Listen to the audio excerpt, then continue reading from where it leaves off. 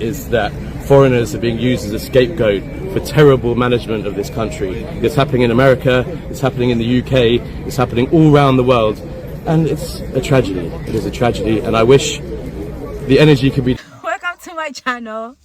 If this is your first time, please don't forget to subscribe. Just hit the subscribe button for me, okay? And also, if you're already a subscriber, thank you so much for subscribing. I really appreciate you so much, okay? Yes. And also like the video if you enjoyed watching it, okay? So Black South Africans decided to go to the white communities to protest, their xenophobic protests that they're doing in their country. And they got the shock of their lives. You hear me? They got the shock of their lives. Now let's watch the video of these white people attacking them. And they ended up running, you guys. They ended up running for their lives, okay? So let's go watch and we'll be right back.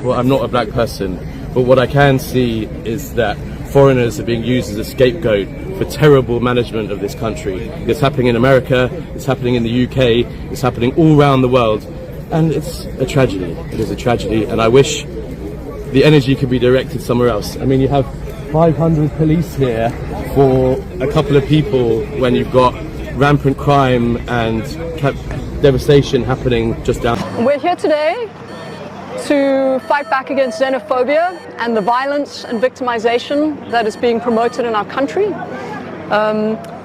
Those who promote hate, it is not a solution. We have lots of problems, but it is not migrants. We have issues with corruption, our healthcare system, our education system. Victimizing migrants isn't going to solve this. Thinking that you can solve these issues by victimizing other human beings who are our neighbors and our brothers and sisters who helped build this country, who helped us fight apartheid, is absolutely delusional. I'm very worried about our country. I'm deeply pained by what is happening with March and March, the xenophobia and especially the Afrophobia that is being promoted. I'm deeply disturbed by not just what happened specifically on the 30th of June, but the run-up to it and now also the aftermath. Because there is a very artificial narrative being manipulated and pushed to get South Africans to turn on their fellow African brothers and sisters.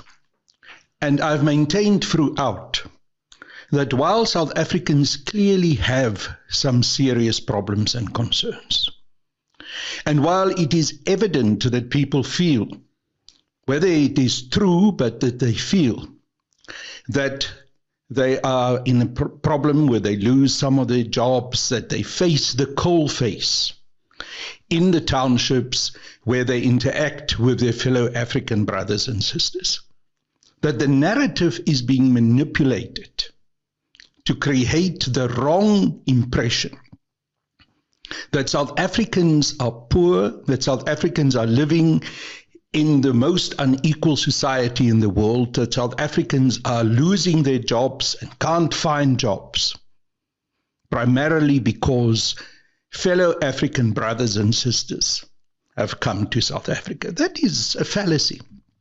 It is not the truth. There are much bigger economic issues at play. The big white capitalist monopoly capital influence in South Africa. The way in which the economy has never been transformed. The fact that we've never addressed issues such as expropriation of land without compensation. That we never dealt with what is happening on the Johannesburg Stock Exchange. That we never dealt with the fact that the large mining industry continues to be in the hands of mainly white monopoly capitalist international companies and shareholders. These are the critical issues. That we never truly integrated our economy into the rest of Africa in order to build a much bigger economy that will have the ability to compete with the rest of the big economic blocks in the world. These are the critical issues that ought to be addressed.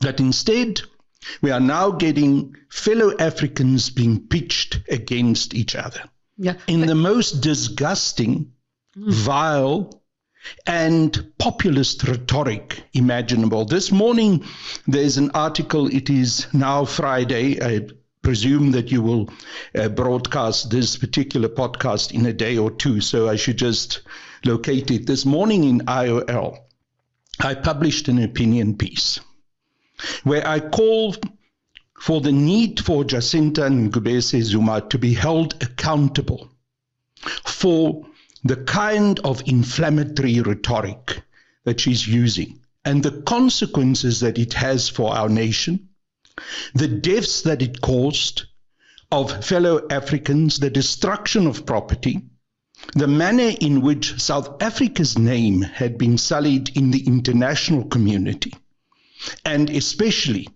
the isolation that it brings to South Africa within the African continent. Dr. Nkosazana Dlamini Zuma spoke very well when she said that South Africa cannot operate in isolation. And it must be part of the African continent if we really want to see economic development. That's, of course, the message of Pan-Africanism.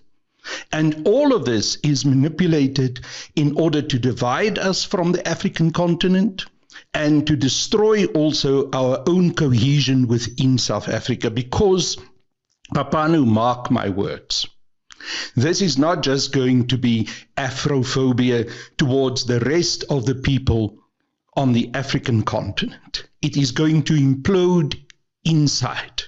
It's going to become ethnic divisions amongst the people of South Africa. We already see it happening between the Zulus and the Xhosas and the Tsongas and the Tswanas and the Sothos.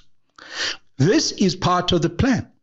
There are certain business people, Zionist business people, who've said that South Africa should pay the price for the position that we've taken against Zionist Israel, and specifically that we should pay the price for having taken Israel to the International Court of Justice. And they said first South Africa should be fractioned, and then its place within the African continent should be destroyed.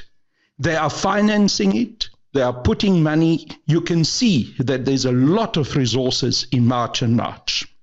And you have to take into consideration that Jacinta herself in 2023 went for a leadership development program in the United States of America, which was specifically organized by the U.S. State Department.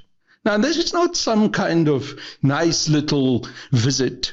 It explains itself when you go to the website of the State Department as a program to identify young leaders throughout the world who can be brought to Washington in order to explain to them what the priorities of the United States of America are, and to make sure that they will help to promote those priorities. There's no coincidence here.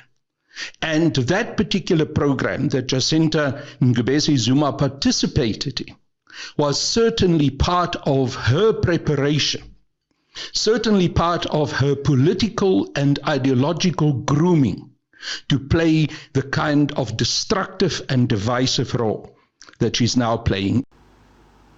I'm sure the white South Africans in their country, they do not support whatever Jacinta and her crew are doing, because the white people or the white South Africans knows deep down in them that after they're done with the black Africans, which is the black immigrant Africans, they are going to also turn against them as well. Yes. And this is the truth and this is the fact. Because so if they don't raise their concerns, or they don't voice out that they do not support this, at the end of the day it's going to backfire on them too as well. Yes. And I don't know why black South Africans, they are doing this to their fellow black Africans, which is not good. But anyway, at the same time, I also understand them, because some of our Nigerian brothers and sisters, they like to commit crimes. They're doing the same thing all over the world. Now everyone, or most of the countries in this world, are rejecting them. So that's all I'll say for this video. Please don't forget to subscribe. Also share your thoughts in the comment section below. And until next time, I'll see you in my next video. Okay? All right. Bye-bye. Take care.